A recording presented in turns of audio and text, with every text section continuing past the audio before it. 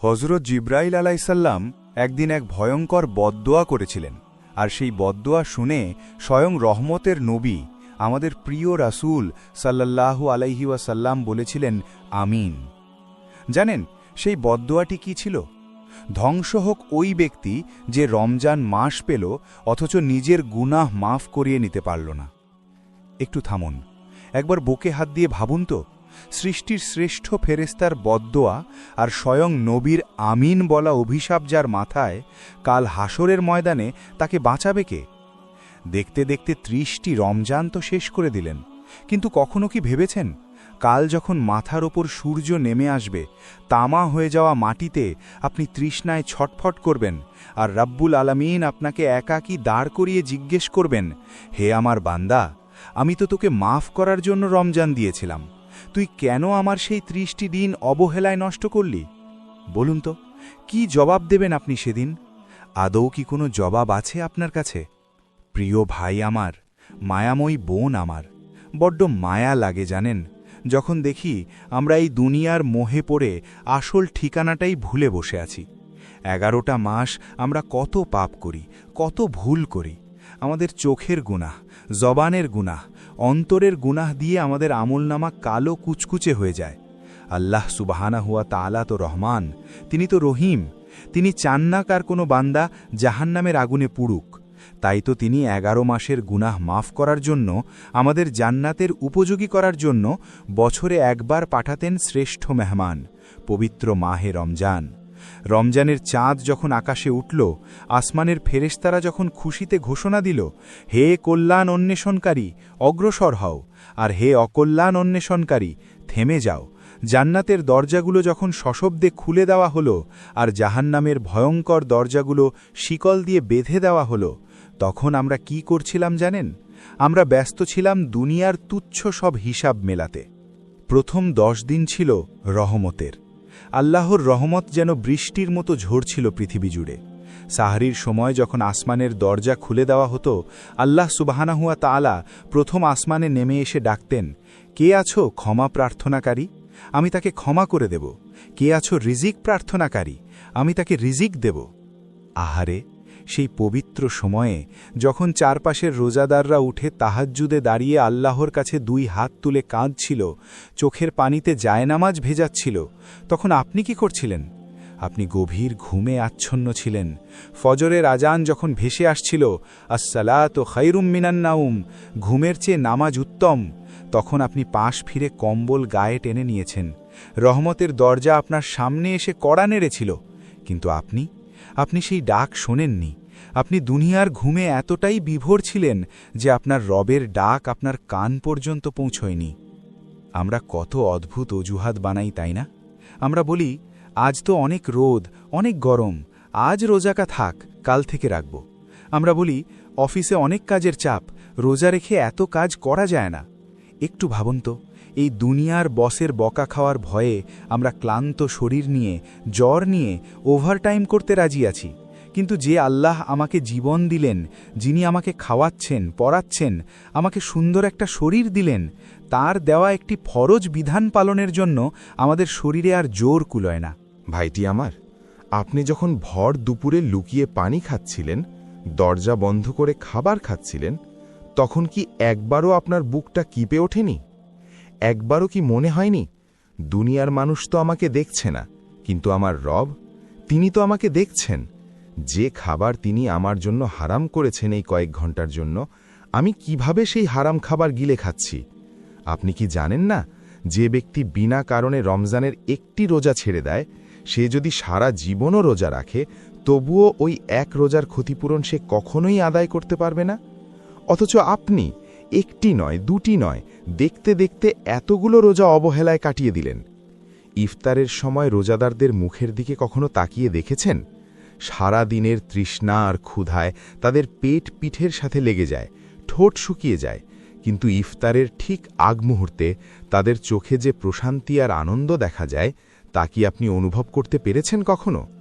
রসূল সাল্লাল্লাহু আলাইহি ওয়াসাল্লাম বলেছেন, রোজাদারের জন্য ২টি আনন্দ, একটি হলো ইফতারের সময়, আর অপরটি হলো কাল কিয়ামতের মাঠে তার রবের সাথে সাক্ষাতের সময়।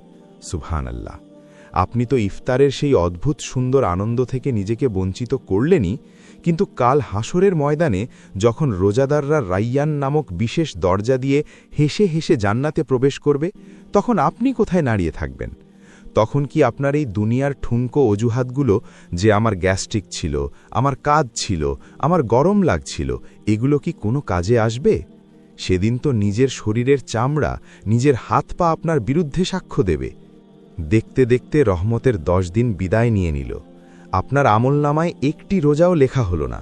ফেরেশতারা হয়তো আপনার দিকে তাকিয়ে দীর্ঘশ্বাস ফেলেছে আর বলেছে, কি হতভাগা এই মানুষটি, জান্নাতের এত কাছে এসেও সে জাহান্নামকেই কিনে নিল।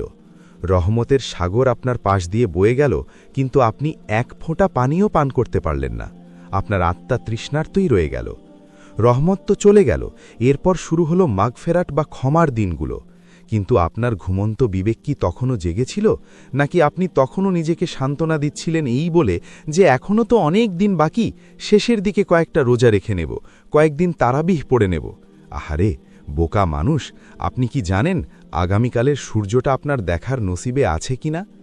মাগফেরাতের এই মাঝের 10টা দিন ছিল আল্লাহ রাব্বুল আলামিনের পক্ষ থেকে এক বিশাল সাধারণ ক্ষমার ঘোষণা। আসমান থেকে যেন প্রতিদিন প্রতি রাতে ক্ষমার বৃষ্টি ঝরছিল। ফেরেশতারা নেমে এসে খুঁজছিল, কোথায় সেই গুনাহগার বান্দারা যারা পাহাড় সমতুল্য পাপ নিয়ে আল্লাহর দরবারে হাত তুলবে আর অনুতপ্ত হয়ে এক ফোঁটা চোখের পানি ফেলবে। আল্লাহ তো বসেছিলেন আপনার জীবনের সব হিসাব মুছে দিয়ে আপনাকে একদম নিষ্পাপ নবজাতকের মতো পবিত্র করে দেওয়ার জন্য। কিন্তু আপনি তখন কোথায় ছিলেন? মাগরিবের আজান যখন হচ্ছিল, চারপাশের রোজাদাররা যখন সারা দিনের ক্লান্তি ভুলে এক ঢোক পানি খেয়ে পরম তৃপ্তিতে রবের শুকরিয়া আদায় করছিল, তখন আপনি হয়তো কোনো শপিং মলে ঈদের কেনাকাটায় ব্যস্ত ছিলেন, অথবা বন্ধুদের সাথে চায়ের আড্ডায় বসে দুনিয়ার রাজনীতি, খেলাধুলা আর অন্যের গিবত নিয়ে মেতেছিলেন। এশার আজান যখন হল, মসজিদের মিনার থেকে যখন ভেসে এলো হাইয়া আলাস সালাহ, তখন দলে দলে মানুষ ছুটল তারাবিহের নামাজে। কোরআনের মধুর তিলাওয়াতে যখন চারপাশের মসজিদগুলো মুখরিত হয়ে উঠছিল, তখন আপনি আপনার ঘরের দরজা বন্ধ করে কানের মধ্যে হেডফোন গুঁজে দিয়ে কোনো সিনেমা বা গানে ডুবেছিলেন। একটুও কি খারাপ লাগলো না আপনার? একটুও কি মনে হলো না যে আপনার রব আপনাকে ডাকছেন আর আপনি মুখ ফিরিয়ে নিচ্ছেন? ভাইটি আমার, আদরের বোনটি আমার, আপনার কি একবারও ভয় করল না যে চোখ জোড়া দিয়ে আপনি ঘন্টার পর ঘন্টা স্ক্রিনের দিকে তাকিয়ে থাকলেন? সেই সুন্দর চোখ দুটো তো আল্লাহই আপনাকে দিয়েছেন। যে সুস্থ শরীরটা নিয়ে আপনি রোজা না রেখে দম্ভ ভরে ঘুরে বেড়ালেন, সেই শরীরের ভেতরে থাকা ছোট্ট হৃৎপিণ্ডটা তো আপনার রবের হুকুমেই ঢুকপুক করছে। আজ রাতে ঘুমানোর পর যদি আল্লাহ আপনার ওই হার্টের স্পন্দনটা মাত্র কয়েক সেকেন্ডের জন্য বন্ধ করে দেন, কাল সকালে তো আপনার এই সুন্দর শরীরটা সাদা কাফনে মোড়ানো থাকবে। তখন ওই অন্ধকার কবরে শুয়ে কি আপনি আল্লাহকে বলতে পারবেন, হে আল্লাহ, আমাকে আরেকটা সুযোগ দিন, আমি সব রোজা রাখব, আমি আপনার সব কথা শুনব? না, সেদিন আর কোনো সুযোগ দেওয়া হবে না। মৃত্যু কাউকে সময় দেয় না, আর সময় কাউকে ক্ষমা করে না। মাগফেরতের এই দিনগুলোতে কত হাজার হাজার যুবক যারা সারা বছর কোনো দিন জায়নামাজে দাঁড়ায়নি, তারাও মসজিদে এসে ডুকরে কেঁদে চোখের পানিতে দাড়ি ভিজিয়েছে। তারা বলেছে, আল্লাহ, আমরা তো শেষ হয়ে গেছি, আমাদের তুমি মাফ করে দাও। আল্লাহ তাদের নিরাশ করেননি, আল্লাহ তাদের মাফ করে দিয়েছেন। তাদের নাম জাহান্নামের খাতা থেকে কেটে চিরস্থায়ী জান্নাতের খাতায় লিখে দিয়েছেন। আর আপনি তো সেই ক্ষমার দরজায় একবার উঁকি দিয়েও দেখলেন না। আপনার কি মনে হয় এই দুনিয়ার জীবনটাই সব? এই ৬০-৭০ বছরের জীবন পার হলেই কি সব শেষ? কোসমিন কালেও না। আসল জীবন তো শুরু হবে ওই চোখ বন্ধ হওয়ার পর। আপনি হয়তো ভেবেছেন রোজা রাখলে আপনার শরীর খারাপ হবে, আপনার এনার্জি কমে যাবে, পড়াশোনা বা অফিসের ক্ষতি হবে। কিন্তু একবার তাকিয়ে দেখুন তো ওই দিনমজুর মানুষগুলোর দিকে, যারা মাথায় ইটের বোঝা নিয়ে কড়া রোদের মাঝেও রোজা ছাড়েনি। ভ্যানে করে মাল টেনে নিয়ে যাওয়া মানুষগুলোর কি কষ্ট হয়নি? তাদের কি গলা শুকিয়ে কাঠ হয়ে যায়নি? কিন্তু তারা জানত এই দুনিয়ার সাময়িক কষ্টের চেয়ে জাহান্নামের আগুনের কষ্ট কোটি গুণ বেশি। তারা তাদের রবের ভালোবাসার কাছে নিজের শরীরের চাহিদাকে হাসি মুখে বলিদান দিয়েছে। আর আমরা এসি রুমে বসে নরম বিছানায় শুয়েও আল্লাহর একটা হুকুম পালন করতে পারলাম না।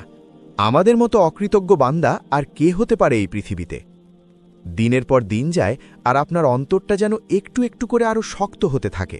প্রথম যেদিন রোজা ভেঙেছিলেন সেদিন হয়তো বুকের ভেতর একটু খুঁতখুত করেছিল, কিন্তু 5 দিন, 10 দিন, 15 দিন যাওয়ার পর আপনার আর কোনো অপরাধবোধই কাজ করল না। আপনি প্রকাশ্যে সবার সামনে খেতে শুরু করলেন। আপনার বন্ধুরাও আপনার সাথে যোগ দিল।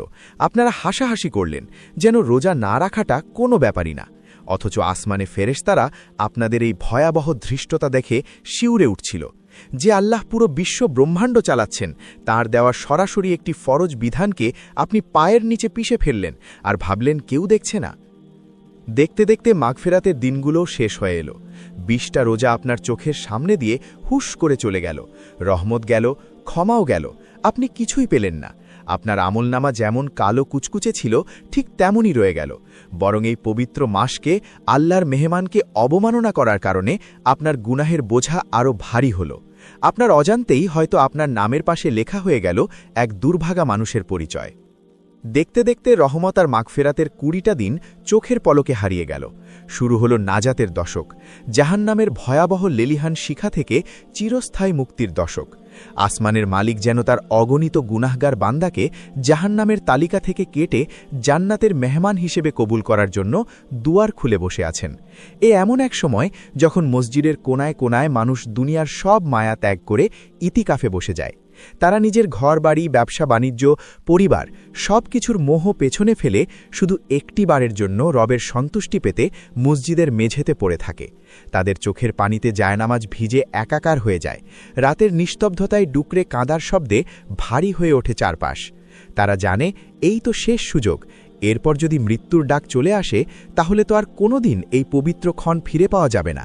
কিন্তু আহারে হতভাগা মন, আপনার কি হলো এই নাজাতের দিনগুলোতে? চারপাশের মানুষ যখন জাহান্নামের আগুন থেকে বাঁচার জন্য পাগল পারা হয়ে আল্লাহর দুয়ারে ভিখারির মতো হাত পেতে বসে আছে, তখন আপনি কিসে মেতে উঠলেন? আপনি ব্যস্ত হয়ে পড়লেন ঈদের কেনাকাটায়।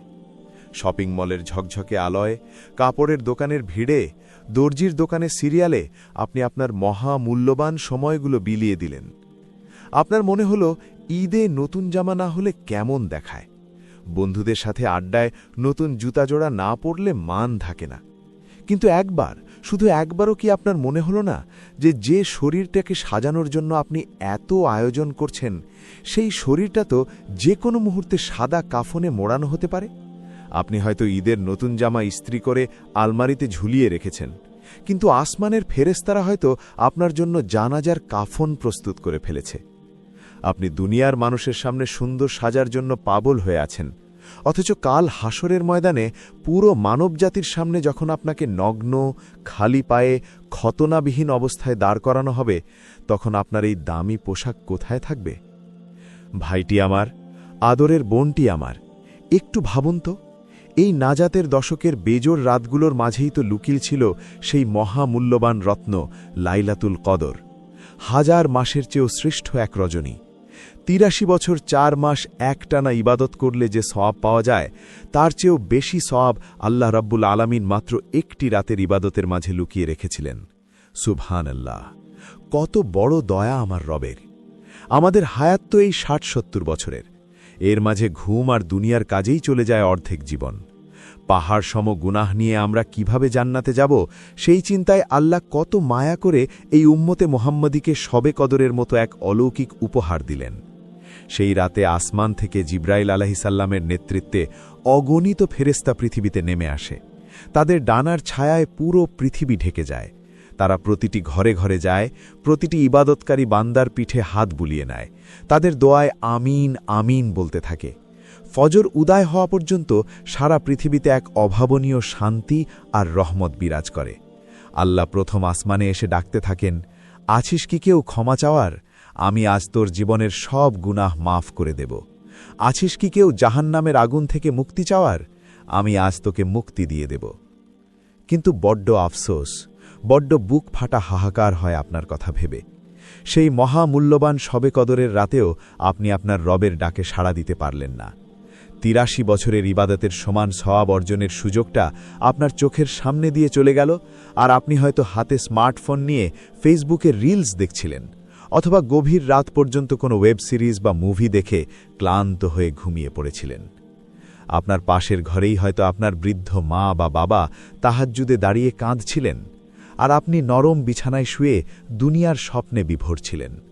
শবে কদরের ফেরেশতারা হয়তো আপনার ঘরের পাশ দিয়ে যাওয়ার সময় আপনার এই গাফিলতি দেখে চরম অবাক হয়েছে। তারা হয়তো দীর্ঘশ্বাস ফেলে বলেছে, কেমন পাশা নেই মানুষের হৃদয়, হাজার মাসের সওয়াব তার দরজায় কড়া নাড়ল আর সে তাকে ফিরিয়ে দিল। আপনার কি একবারও মনে হলো না যে আগামী বছর এই শবে কদর পাওয়ার আগেই আপনার কবরের উপর ঘাস গজিয়ে যাবে? হয়তো এটাই ছিল আপনার জীবনের শেষ লাইলাতুল কদর। আপনি তো আপনার জীবনের সবচেয়ে বড় লটারিটা হেলায় হারিয়ে ফেললেন।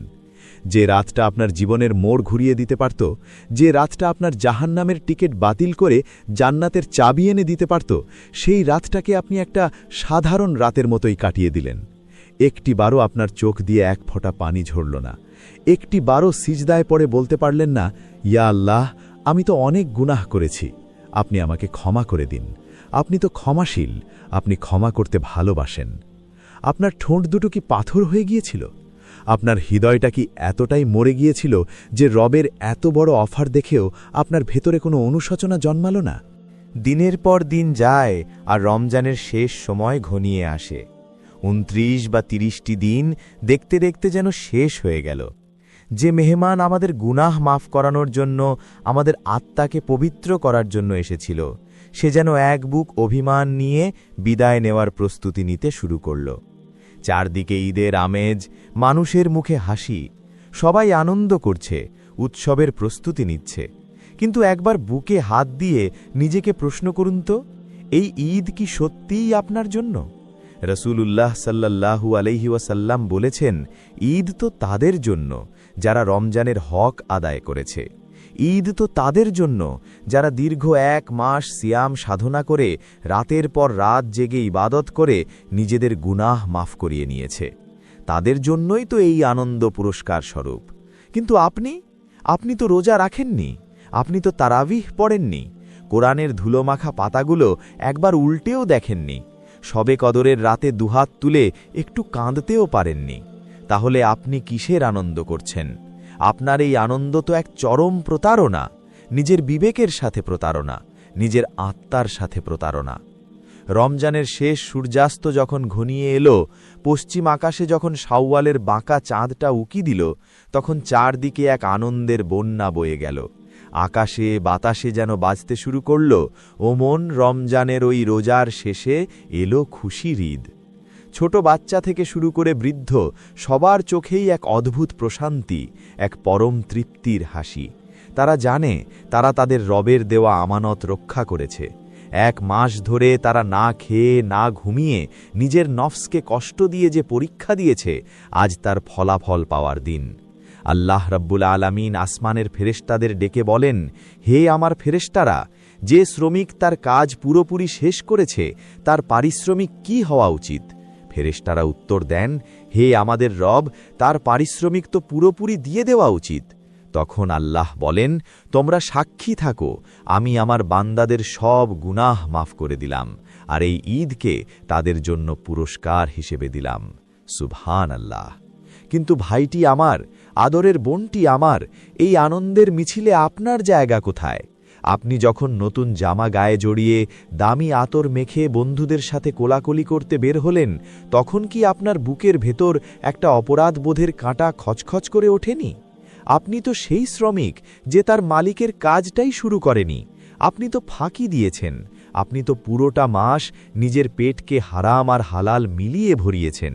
আপনি তো চোখের গুনাহ থেকে নিজেকে এক মুহূর্তের জন্যও বাঁচাননি। তাহলে এই ঈদ, এই আনন্দ, এটা কি আপনার জন্য আদৌ হালাল? ঈদের দিন সকালে যখন চারপাশের রোজাদার মানুষগুলো দলে দলে ঈদগাহের দিকে যাচ্ছিল, তাদের চেহারায় যে একটা নূর, একটা স্বর্গীয় আলো খেলা করছিল, তা কি আপনি দেখতে পেয়েছিলেন? তারা যখন সমস্বরে তাকবীর দিচ্ছিল, আল্লাহু আকবার, আল্লাহু আকবার, লা ইলাহা ইল্লাল্লাহু ওয়াল্লাহু আকবার, আল্লাহু আকবার ওয়ালিল্লাহিল হামদ, তখন সেই আওয়াজে আকাশ বাতাস মুখরিত হয়ে উঠছিল। আসমান থেকে ফেরেশতারা নেমে এসে রাস্তার মোড়ে মোড়ে দাঁড়িয়ে তাদের অভ্যর্থনা জানাচ্ছিল। আর আপনি হয়তো তখনও বিছানায় শুয়ে ঘুমোচ্ছিলেন, অথবা ঈদের নাটকের রিমোট চিপছিলেন। আপনার তো তাকবীরের এই মহান ধ্বনিতে শরিক হওয়ার কোনো যোগ্যতাই তৈরি হয়নি, কারণ আপনি তো রমজানের সম্মানটাই রক্ষা করতে পারেননি। ঈদের জামাতে যখন ইমাম সাহেব খুতবা দিচ্ছিলেন আর মানুষগুলো ডুকরে ডুকরে কাঁদছিল, তখন কি আপনি সেখানে ছিলেন? তারা কাঁদছিল রমজান বিদায় নেওয়ার শোকে। তারা ভাবছিল, হায়, আগামী বছর কি আর এই পবিত্র মাস পাব? আল্লাহ কি আমার ভাঙাচোরা রোজাগুলো, ভুল ত্রুটি মাখা তারাবিহগুলো কবুল করেছেন তো? তাদের কান্না ছিল ভালোবাসার, ভয়ের এবং আশার। কিন্তু আপনি যদি সেখানে যেতেনও, আপনার চোখ দিয়ে কি এক ফোঁটা পানি বের হতো? না, কারণ আপনার অন্তর তো পাথর হয়ে গেছে। ৩০টা দিন আপনি যে বিদ্রোহ করেছেন আপনার রবের বিরুদ্ধে, সেই বিদ্রোহের শাস্তি হিসাবে আপনার অন্তর থেকে অনুশোচনার শক্তিটাই কেড়ে নেওয়া হয়েছে। ঈদের দিনটা তো পার হয়ে গেল হাসি খুশিতে, বন্ধুবান্ধবের আড্ডায়, দামি রেস্টুরেন্টের খাবারে আর সেলফি তোলার ভিড়ে। কিন্তু রাতের বেলা যখন একা বিছানায় শুতে গেলেন, তখন কি একবারও আপনার বিবেকের দরজায় কড়া নাড়ল না সেই অমোঘ সত্য? আপনি কি একবারও ভাবলেন না যে এই দুনিয়ার চাকচিক্য, এই নতুন জামা, এই দামি মোবাইল, এই বন্ধুবান্ধব, এসব কিছুই তো পড়ে থাকবে এই পৃথিবীতে? আপনার সাথে যাবে শুধু ওই ৩.৫ হাত সাদা কাফনের কাপড়। একবার শুধু চোখটা বন্ধ করে ভাবুন তো, এইমাত্র আপনার বুকে প্রচণ্ড একটা ব্যথা শুরু হলো। আপনি নিঃশ্বাস নিতে পারছেন না, চোখ উল্টে যাচ্ছে। আপনার পরিবার, আপনার প্রিয়জনেরা আপনাকে ঘিরে ধরে কাঁদছে, ডাক্তার ডাকছে, কিন্তু কোনো কাজ হলো না। আপনার রুহুটা শরীর থেকে ছটফট করতে করতে বেরিয়ে গেল। এরপর আপনাকে গোসল করানো হলো। যে শরীরে আপনি দামি পারফিউম মাখতেন, সেই শরীরটা আজ নিথর, ঠান্ডা। আপনাকে সাদা কাপড়ে পেঁচিয়ে বাঁশের খাঁচায় করে নিয়ে যাওয়া হলো গোরস্তানের দিকে। আপনাকে যখন ওই অন্ধকার সরু কবরে নামানো হলো আর ওপর থেকে বাঁশ আর চাটাই দিয়ে মাটি চাপা দেওয়া শুরু হলো, তখন আপনার কেমন লাগবে? চারদিক ঘুটঘুটে অন্ধকার, অক্সিজেনের অভাবে আপনার দম বন্ধ হয়ে আসবে। মাটিগুলো যেন দুই পাশ থেকে আপনাকে চেপে ধরতে চাইবে। আপনার প্রিয় মানুষেরা, যাদের সাথে আপনি ঈদের আনন্দ করছিলেন, তারাই তো আপনাকে একা ফেলে রেখে চলে গেল। তাদের পায়ের আওয়াজ ধীরে ধীরে মিলিয়ে যাচ্ছে, আর আপনি শুয়ে আছেন একাকী, নিঃসঙ্গ। ঠিক সেই মুহূর্তে আপনার কাছে আসবেন মুনকার আর নাকিরের ফেরেশতা। তারা আপনাকে বসিয়ে জিজ্ঞেস করবেন, মান রব্বুকা, তোমার রব কে? মা দীনুকা, তোমার দিন কি? এই ব্যক্তি যাকে তোমাদের কাছে পাঠানো হয়েছিল, তিনি কে? আপনি যদি দুনিয়ায় আল্লাহর হুকুম না মেনে থাকেন, যদি রমজানের রোজাগুলো অবহেলায় নষ্ট করে থাকেন, তাহলে সেদিন আপনার মুখ দিয়ে কোনো উত্তর বের হবে না। আপনি শুধু ভয়ে কাঁপবেন আর বলবেন, হা হা লাদ্রি, আমি কিছুই জানি না। তখন আপনার কি হবে যখন ফেরেশতারা বিশাল লোহার হাতুড়ি দিয়ে আপনার মাথায় আঘাত করবে, আর সেই আঘাতে আপনি মাটির অতল গহ্বরে তলিয়ে যাবেন? যখন আপনার কবরে জাহান্নামের আগুন জ্বালিয়ে দেওয়া হবে আর ভয়ঙ্কর সাপ বিচ্ছু আপনাকে দংশন করতে শুরু করবে? তখন কি আপনার এই দুনিয়ার ঠুনকো অজুহাতগুলো, আমার গ্যাস্ট্রিক ছিল, আমার অফিস ছিল, আমার পড়াশুনো ছিল, এগুলো কোনো কাজে আসবে? কে বাঁচাবে আপনাকে সেই ভয়ঙ্কর আযাব থেকে? কবরের সেই ঘুটঘুটে অন্ধকার আর ভয়াবহ আযাবের ভেতর কত হাজার, কত লক্ষ বছর পার হয়ে যাবে তা কেউ জানে না। এভাবেই একদিন হঠাৎ করে ইসরাফিল আলাইহিসসালামের শিঙায় ফুঁক দেওয়ার সময় ঘনিয়ে আসবে। প্রথম ফুঁক দেওয়ার সাথে সাথে পুরো বিশ্ব ব্রহ্মাণ্ড এক ভয়ঙ্কর শব্দে কেঁপে উঠবে। আসমান ফেটে চৌচির হয়ে যাবে, সাগরগুলোতে আগুন ধরে যাবে, আর বিশাল বিশাল পাহাড়গুলো তুলোর মতো আকাশে উঠতে থাকবে। চোখের পলকে সব ধ্বংস হয়ে যাবে। এরপর যখন দ্বিতীয়বার শিঙায় ফুঁক দেওয়া হবে, তখন মাটি ফেটে যাবে। আদি পিতা আদম আলাইহিসসালাম থেকে শুরু করে কিয়ামত পর্যন্ত যত মানুষ পৃথিবীতে এসেছিল, সবাই একযোগে মাটি খুঁড়ে মাথা তুলে দাঁড়াবে। ভাইটি আমার, আদরের বোনটি আমার, একবার চোখ বন্ধ করে সেই ভয়াবহ দিনটির কথা কল্পনা করুন, যেদিন আপনি আপনার কবর থেকে উঠবেন খালি গায়ে, খালি পায়ে। আপনার শরীরে কোনো কাপড় থাকবে না, কিন্তু লজ্জায় যে আপনি নিজের শরীর ঢাকবেন বা অন্যের দিকে তাকাবেন, সেই সুযোগটাই আপনার থাকবে না। কারণ ভয়, আতঙ্ক আর ত্রাসে প্রতিটি মানুষের চোখ সেদিন ছানা বড়া হয়ে থাকবে। মানুষের হৃদয়গুলো গলা পর্যন্ত এসে আটকে থাকবে। সবাই পাগলের মতো দৌড়াতে শুরু করবে সেই অনন্ত ময়দানের দিকে, হাসরের ময়দান। সে এক ভয়ঙ্কর প্রান্তর। তামা আর রূপা দিয়ে বিছানো একদম সমতর এক ময়দান, যেখানে লুকানোর মতো কোনো গর্ত নেই, ছায়া দেওয়ার মতো কোনো গাছ নেই, কোনো পাহাড় নেই, চারদিক শুধু ধু ধু করছে। আর মাথার ঠিক 1 মাইল ওপরে নামিয়ে দেওয়া হবে টকবক করে ফুটতে থাকা সূর্যকে, যে সূর্যের দিকে আমরা দুনিয়াতে তাকাতে পারি না, যে সূর্যের তাপে দুনিয়ার মাটি ফেটে চৌচিল হয়ে যায়। সেই সূর্য যখন মাথার এত কাছে চলে আসবে, তখন আপনার কি অবস্থা হবে? মাথার মগজগুলো ভাতের মাড়ের মতো টকবক করে ফুটতে থাকবে আর নাক কান দিয়ে গড়িয়ে পড়তে থাকবে। মানুষের শরীর থেকে এমনভাবে ঘাম ঝরতে থাকবে যে সেই ঘামের সাগরে কেউ হাঁটু পর্যন্ত, কেউ কোমর পর্যন্ত, আর কেউ গলা পর্যন্ত ডুবে হাবুডুবু খাবে। আহারে, দুনিয়াতে যখন রমজান মাস এসেছিল, তখন তো আপনি একটু গরমের অজুহাত দিয়ে, একটু রোদের দোহাই দিয়ে রোজাগুলো ছেড়ে দিয়েছিলেন, বলেছিলেন এত গরমে রোজা রাখা যায় না, গলা শুকিয়ে যায়। আজ হাসরের ময়দানে এই কোটি কোটি গুণ বেশি তাপের মাঝে আপনাকে ছাড়া দেবে কে? আজ তো এখানে কোনো এসি নেই, কোনো ঠান্ডা শরবত নেই। আপনার জিভ তৃষ্ণায় শুকিয়ে বুকের ওপর এসে পড়বে। আপনি এক ফোঁটা পানির জন্য কুকুরের মতো হাঁপাতে থাকবেন। আপনার মনে হবে পুরো দুনিয়ার সব সাগরের পানি খাইয়ে দিলেও আজ আপনার এই তৃষ্ণা মিটবে না। ঠিক সেই প্রচণ্ড রোদ আর ভয়াবহ তৃষ্ণার মুহূর্তে আপনি হঠাৎ দূরে তাকাবেন। আপনি দেখবেন একদল মানুষ খুব শান্তিতে, খুব আরামে বসে আছে। তাদের চেহারায় সূর্যের কোনো তাপ লাগছে না, তারা আল্লাহর আরশের শীতল ছায়ায় বসে আরাম করছে। আপনি অবাক হয়ে তাদের দিকে তাকিয়ে থাকবেন। জানেন তারা কারা? তারা হলো সেই মানুষগুলো যারা দুনিয়ার বুকে শত কষ্ট, শত গরম আর ক্ষুধার মাঝেও রমজানের রোজা ছাড়েনি, যারা আল্লাহকে ভালোবেসে নিজেদের পেটকে উপোস রেখেছিল। আজ আল্লাহ স্বয়ং তাদের নিজের মেহমান বানিয়ে আরশের ছায়ায় জায়গা দিয়েছেন। শুধু কি তাই, আপনি আরও দূরে দেখতে পাবেন আমাদের প্রিয় নবী মুহাম্মদ সাল্লাল্লাহু আলাইহি ওয়াসাল্লাম হাউজে কাউসারের পাশে দাঁড়িয়ে আছেন, তার হাতে জান্নাতের পেয়ালা। তিনি নিজের হাতে তার সেই রোজাদার উম্মতদের কাউসারের পানি পান করাচ্ছেন, যে পানি দুধের চেয়েও সাদা আর মধুর চেয়েও মিষ্টি। যে ব্যক্তি একবার সেই পানি পান করবে, জান্নাতে প্রবেশের আগ পর্যন্ত আর কখনোই তার পিপাসা লাগবে না। তৃষ্ণায় বুক ফেটে যাওয়া অবস্থায় আপনিও দৌড়ে যাবেন সেই হাউজে কাউসারের দিকে। আপনি ভাববেন, আমিও তো উম্মতে মুহাম্মাদি, আমিও এক ঢোক পানি পাব। কিন্তু না, আপনি যখনই সেখানে পৌঁছতে যাবেন, ফেরেশতারা আপনাকে ঘাড় ধাক্কা দিয়ে সেখান থেকে তাড়িয়ে দেবে। তারা বলবে, দূর হয় এখান থেকে, তুই তো দুনিয়াতে রমজানের রোজা নিয়ে ঠাট্টা করেছিলি, তুই তো আল্লাহর দেওয়া ফরজ বিধানকে অবজ্ঞা করেছিলি, আজ তোর জন্য এখানে কোনো পানি নেই। আপনি নবীজির দিকে তাকিয়ে আর্তনাদ করে উঠবেন, কিন্তু নবীজিও সেদিন আপনার দিক থেকে মুখ ফিরিয়ে নেবেন, কারণ আপনি তো তার সুন্নাহ, তার আনিত দিনকে সম্মান করেননি। পানির শোকে, তৃষ্ণার যন্ত্রণায় আর সূর্যের তাপে পাগল হয়ে আপনি ছুটতে থাকবেন আপনার প্রিয়জনদের কাছে। দুনিয়াতে যাদের জন্য আপনি রোজা ভেঙেছিলেন, যাদের সাথে রেস্টুরেন্টে বসে ইফতারের সময় খাবার খেয়েছিলেন, আপনি তাদের কাছে গিয়ে বলবেন, ভাই আমাকে একটু বাঁচা, আমাকে তোর একটা নেকি দে। কিন্তু তারা আপনাকে চিনতেই পারবে না। আপনি দৌড়ে যাবেন আপনার জন্মদাত্রী মায়ের কাছে, যে মা দুনিয়াতে আপনার একটু কষ্ট সহ্য করতে পারত না। আপনি বলবেন, মা আজ আমি তৃষ্ণায় মরে যাচ্ছি, সূর্যের তাপে পুড়ে যাচ্ছি, আজ আমাকে বাঁচাও মা। কিন্তু সেই গর্ভধারিণী মা সেদিন নিজের সন্তানকে অস্বীকার করবে। মা বলবে, কে তুই? আমি তো তোকে চিনি না। আজ আমাকে কে বাঁচাবে সেই চিন্তায় আমি নিজেই মরে যাচ্ছি। নফসি নফসি। কেউ কাউকে চিনবে না, সবাই শুধু ইয়া নাফসি ইয়া নাফসি বলে চিৎকার করতে থাকবে।